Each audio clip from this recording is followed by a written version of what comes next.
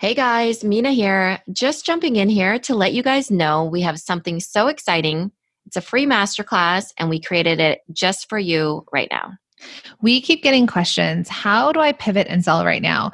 The number one question we get is, how can I make more sales? And so we want to teach you how to create a plan to boost your sales and grow your business right now. So if you want this totally free masterclass that we've created for product-based businesses, head over to pivotandsell.com. We'll see you in there. Welcome to the Product Boss Podcast, where we help product-based businesses grow their sales and improve their strategies. Hey everyone, I want to introduce you to my co-host and biz bestie, Minna Kunlo-Sitep, an Amazon guru that has built a multi-six-figure product-based business. And introducing the other half of the Product Boss, Jacqueline Snyder. She has helped launch and grow over 500 fashion apparel and accessory brands, even one of her own. And together, we share our inventory of secret weapons that will help you dig deep and do the work it takes. Are you ready? Let's build together. Hey friends, and welcome to a very special series from the Product Boss podcast called Pivot and Sell Stories. I'm your host, Jacqueline Snyder, with my incredible co-host, Minna Kunlo-Sitep. Hey Minna. Hey Jacqueline. So we're really excited to bring you these amazing interviews with our students and fellow product-based business owners and show you the results that they're getting from pivoting and selling during the time of COVID. And by the end of this series, you will feel inspired and realize you can do this too. Our mission is to help small businesses not only survive, but thrive during these uncertain times. And we want to help get you there. Are you ready? I'm ready. Let's jump in. Hey, everybody, and welcome back to another Pivot and Sell story. We are so excited. This is streaming live on our Facebook page, and we are excited to invite on Christine Herrin of Everyday Explorers. Hey, Christine. Hi. So Christine, we're going to go over today it's just how your business quickly pivoted your messaging and the products that you had to meet your customers' needs and the results that you've seen. So Christine, tell everybody a little bit about Everyday Explorers, what you sell and how you sell it or where you sell it. Okay. So, hi everyone, Christine with Everyday Explorers. I run a line of clear stamps, journals, stickers, which you can probably see here, for scrapbooking and journaling and crafting and all that. So I mainly sell on Shopify. I've been doing my own shop for the past 5 years and just kind of relying on Instagram and email newsletters and all that to kind of get my message out. So yeah, that's my business in a nutshell. And when did you start, Christine? In 2016. Okay. Yes. And so primarily your customers, when you started in 2016, was really a big chunk of scrapbookers. Yeah. Right? Yeah. And I think to this day, it's still a lot of scrapbookers. Right. But even scrapbooking has transitioned quite a bit, right? Like with the digital era and planners. They've been shifting towards planners and bullet journals and all that. So. Right. There's been an evolution. So tell us how you've pivoted your Everyday Explorers brand in order to sell more during the times that they are. Yeah. Well, okay. So a lot of, I guess what makes my products different is I do a lot of clear stamps, and I don't know if it's obvious with my name, Everyday Explorers. I really love playing with like the themes of travel and exploration and all that. So a lot of my products in the beginning have been, a lot of like travel themed stuff. And now that we've kind of shifted into this, nobody can really travel, I've kind of shifted a lot of my themes to be more of like journaling and self-care and introspection and just kind of getting people to scrapbook or journal about their own experiences and like more personal things instead of like, we went to this place and all that. So a lot of my themes, my past maybe 3 releases. So I release new products every month. And so there's kind of time for me to design the products that are coming out. And so a lot of my past few releases have been about like self-care, mental health, and all that. Okay, but let's show your sticker pack. I want to show the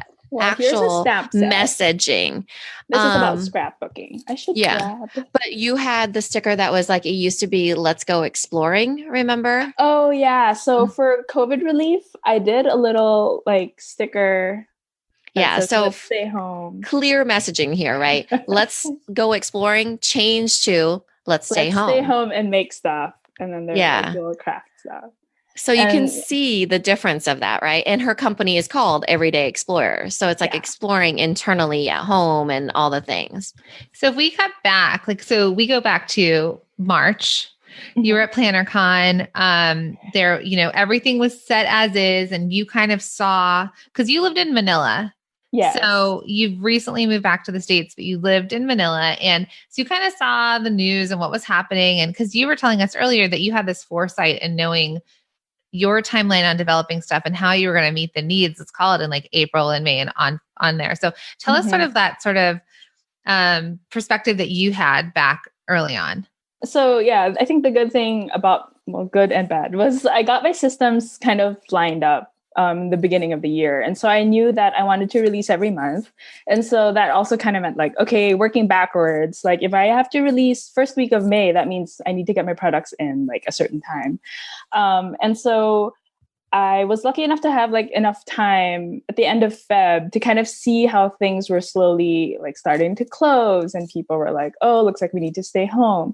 So a lot of the themes that I had lined up, which is like travel, outdoors, and I mean, May, I think, well, one of my big releases usually is like a big travel release in like May. Sometimes it's May.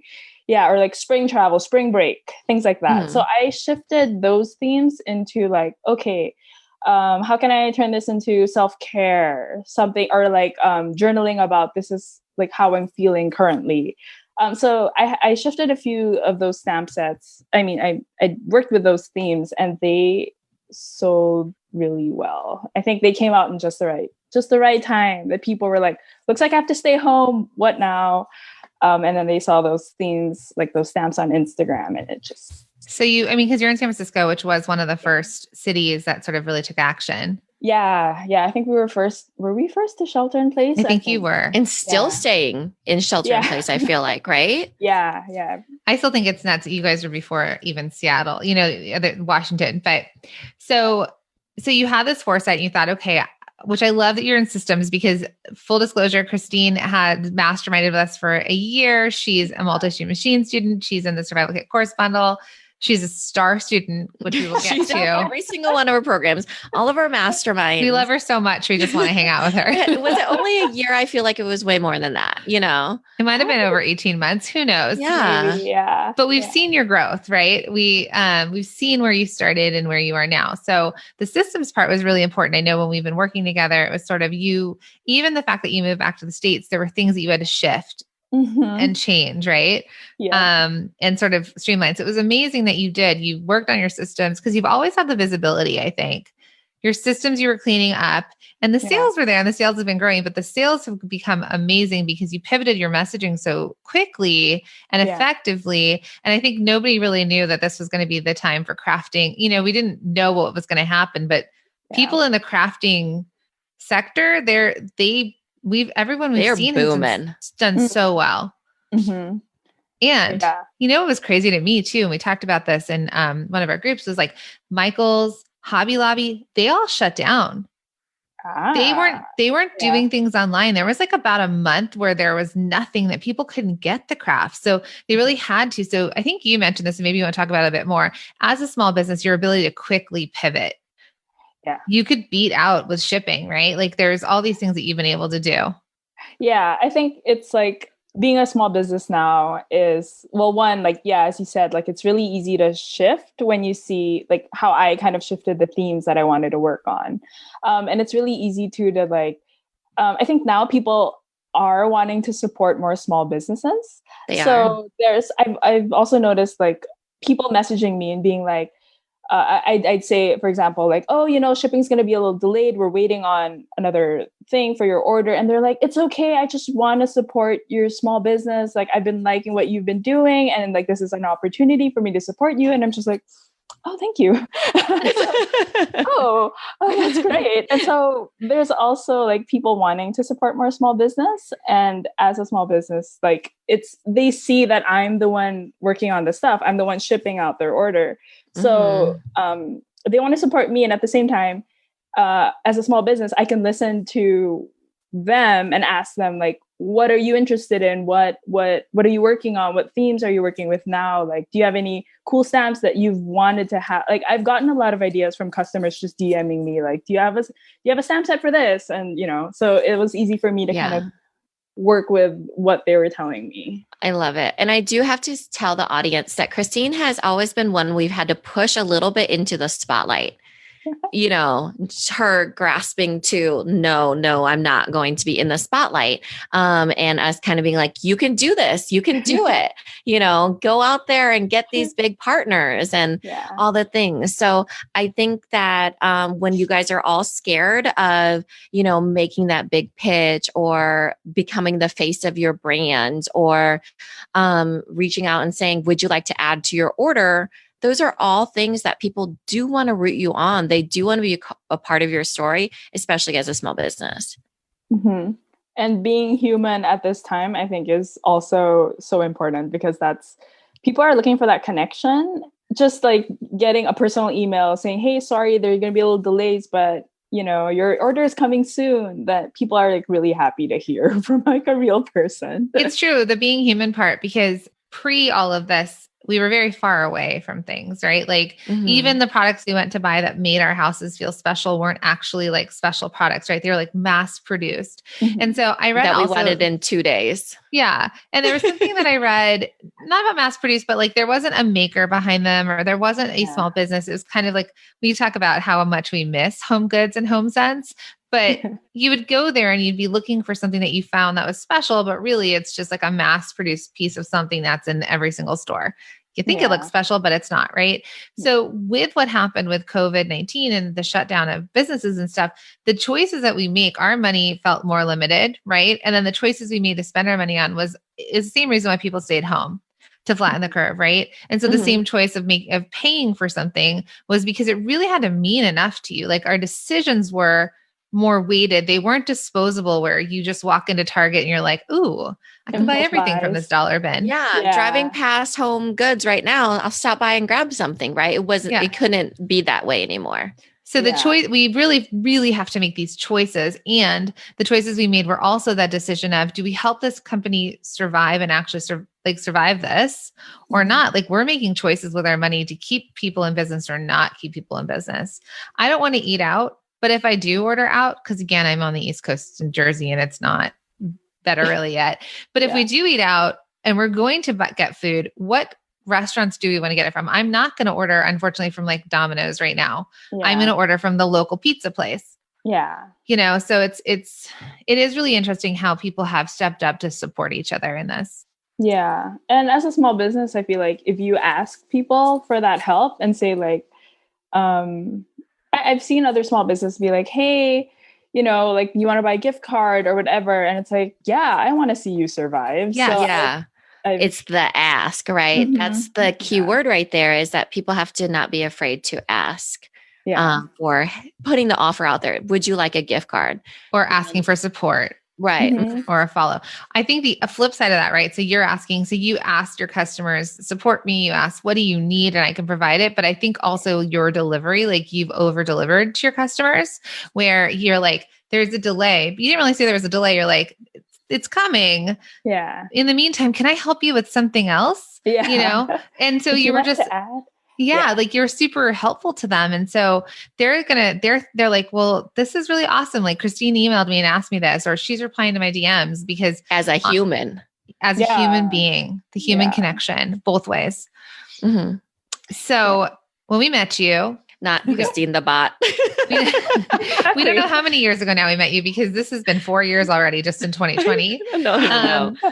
Nobody knows what day it is. 10 years ago. Just kidding. Yeah. So baby Christine, you were, and we've used you we've talked about you on our sales pages. Like you are every time we're like, we need to update it. She's hit another milestone. We need to update it. But Christine, you started off with about $2,500. So $4,000 in sales a month when we met you, about 150 orders. And now how many orders are you hitting? I mean, let's talk during the month of April, 2020, global shutdown, economies are not doing well. And you had your best month ever. Yeah, I had like maybe 550 orders. That's amazing. What in a 1 time. month. Yeah. What a time to move fulfillment back in-house, right?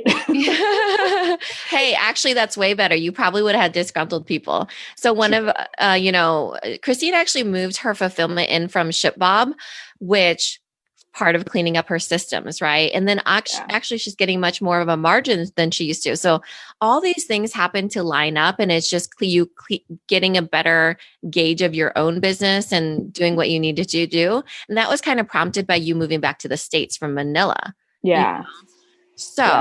But I do have to say that there's other people that would not have the foresight to do any of this stuff and would not have gone for it. So I am extremely proud. The old Christine, the baby Christine that I knew would have been like, no, I don't want to ask them for the sale. Yeah. We're always like, I'm shaking you by your shoulders. Well, I've gone on video a lot more now. Oh, you have? That's awesome. Like every time I come up with these new stamps, I like get on Insta stories, and I don't have to show my face, but I talk and just show them the products. And it's been really good too. Yeah. Yeah. You've always been fantastic on social, like your images, like you're creative, you can turn out beautiful graphics and packaging and all of the things, right? So you've always been so good at that. So I'm just really excited to see how you're stepping into the role of like the business owner and these big decisions you're making. And the thing that we thought was so cool about, interviewing you right now is that you pivoted, and this is sort of we hadn't touched on this yet, but as everyday explorers and for adventure, people were coming to you for travel. And now you've had this exponential growth, best months ever. I mean, this month might actually be better than last month. And the things that you're providing, you were kind of, not that you were forced, but you pivoted and maybe found messaging that resonates even more with more people. So it's this really, this whole thing is like somewhat of like an accidental journey an actual journey to clarity that maybe you would have never found had things just existed as normal. I think I would be doing what I was always doing. So it's like in the past, I'd know like, okay, by May, like these are the themes that I usually work with. And so I wasn't like, because of the pandemic, I was kind of forced to rethink all the upcoming releases and being like, is this even relevant? Like, are people going to buy these themes? Like, what's going to be happening? So it kind of made me stop to think about, okay, just be more, I guess, conscious about the products that I was coming out with and kind of checking to see like what my customers were actually using and what they were talking about. Which we could say that at any time, any normal time, right? It's being really in tune with your customers. Yeah. And what we've really seen happen now is you're either relevant or you die. You either stay, and it doesn't mean you have to reformat your products but you do have to just be relevant and connecting with what their needs are. So we're seeing that, which is so exciting about all of these stories. I think it's twofold. Like for her, it was really like listening to her customers, but she said something that I actually wrote down because I think it's something that I want to do. Yet another, podcast episodes galore in my head. But she said, you don't have to do what you've always been doing. That's exactly what we say to people that they are forced into right now, to rethink how they've been doing things, but they don't want to stop doing what they've been doing because that's what they've been doing. Mm-hmm. So it's like, you stopped just like everybody else had to, and you pivoted where you needed to, and it brought clarity, right? Yeah. Whereas that took accepting that you weren't going to do things the way that you've always been doing them, right? Because before you were going to trade shows, you were going to do more of the travel theme, lots of different things. So super amazing how you just were like, okay, I'm making these CEO decisions and I can do this and I can pivot and let's see what happens. Yeah. So congratulations. Thanks. We're so proud of you. Like this is, and I mean, proud, but also just honored to know you and just to see you. So happy growth. For you. Yeah. And so thank you for getting on video with us. Yeah. Thanks everybody. Thanks so much, Christine. Oh, wait, real quick. Christine, where can they find you? Oh, okay. I'm on Instagram at Everyday Explorers Co. And my website is everydayexplorers.co. Thank you. Amazing. Yay, Thanks to everybody. Hey guys, wait, before you go, we want to remind you that we've created this incredible masterclass. It is totally free. It is our Pivot and Sell masterclass where we are going to teach you how to create a plan to boost your sales and grow your business right now. You do not want to miss this. It's totally free. So Minna, where should they go? Go to pivotandsell.com and you guys can get that free masterclass and get started on creating a plan to boost your sales right now.